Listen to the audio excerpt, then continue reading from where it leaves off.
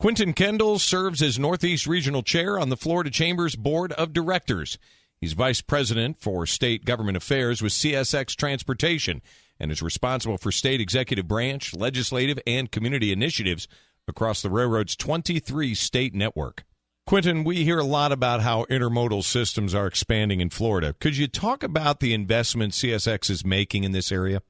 Absolutely. Intermodal is one of the fastest growing components of the rail industry, and it really needs to be to keep up with the needs of a growing population here in Florida. As you know, this is the connection between primarily consumer goods, containerized, coming in from overseas at Florida's ports, connecting to rail, and then connecting to trucks that allow these goods to get out to distribution centers, and ultimately these goods will land in your local Target or Walmart.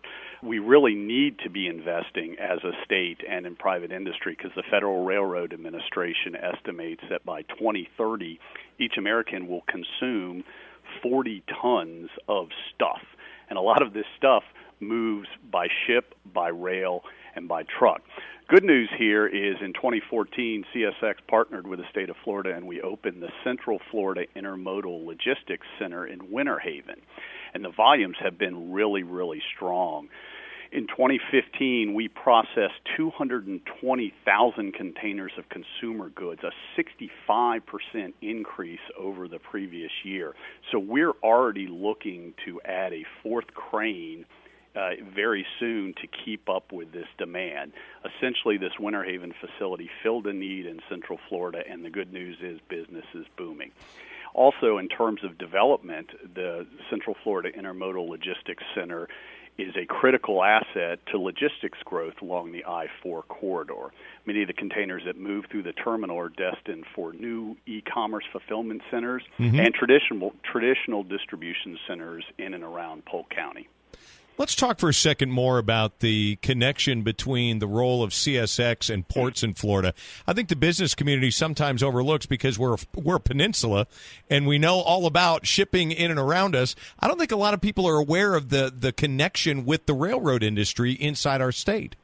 You're absolutely right. The ports, in order to be successful, have to have strong land-side connections in order to compete for this cargo. It's one thing if a ship lands at a port, somehow those goods need to get to our local stores so we can consume them. Under Governor Scott and Secretary Boxall's leadership, FDOT has done a good job providing seamless highway connectivity to Florida's major ports, which complements the significant private investments made by CSX in providing strong rail connectivity to many of the ports in the state. And we've got a great working relationship with our port partners in Florida. For example, in partnership with Brian Taylor and Jacksport, CSX participated in the development of a new intermodal container facility which opened this year. And our on-dock rail connections to our new ethanol terminal at Port Tampa Bay have allowed Paul Anderson in the port to also position itself for growth in intermodal, automotive, and food products. I know, Quintin, that a lot of people are, I'm sure, surprised by how quickly technology just keeps evolving, the pace in which it just constantly moves. How will the increased connectivity that you talked about help Florida's transportation network? Well, first and foremost, we all know that technology is the future, and it needs to be embraced to improve the safety and efficiency of our transportation systems. So connectivity, both physical connectivity and technological connectivity, will enable Florida's transportation system to operate more efficiently and more safely.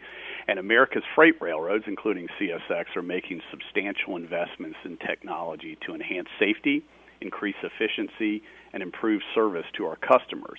But a consistent federal regulatory policy is needed to maximize the safety and efficiency benefits of technology, especially as it's related to transportation. For example, the President's 2016 budget proposes $4 billion for driverless cars, but is also at the same time seeking to mandate 2 people in the cab of a locomotive. So no drivers in the car, but 2 people in a locomotive. So laying a groundwork for a regime where rail becomes less competitive with moving freight by trucks on our highways is not good public policy, and it will have a broader and detrimental societal effect in the future. Quintin, last question for you. I'd love to take advantage of these visits when I talk to leadership within the chamber, people that are in the private sector like yourself, and pick their brain. If I were to ask you, what does free enterprise mean to you, what would you tell me? At the very basics, it's government encouraging, not constraining private investment and job creation. And here in Florida, Governor Scott has done a great job keeping taxes low and encouraging a positive business climate. And the Florida DOT has been highly effective in leveraging private investment to maximize the value of a limited amount of public funding that can be put forth towards transportation. But on a global level, and this is especially important during this tumultuous election year, we must ensure that the United States remains committed to free trade doctrines, because free trade is essential to free enterprise. If we make the mistake of raising tariffs, we raise taxes on Americans buying products here, and we raise taxes on American goods moving abroad, making U.S. products less competitive. And that's bad for free enterprise and bad for Florida.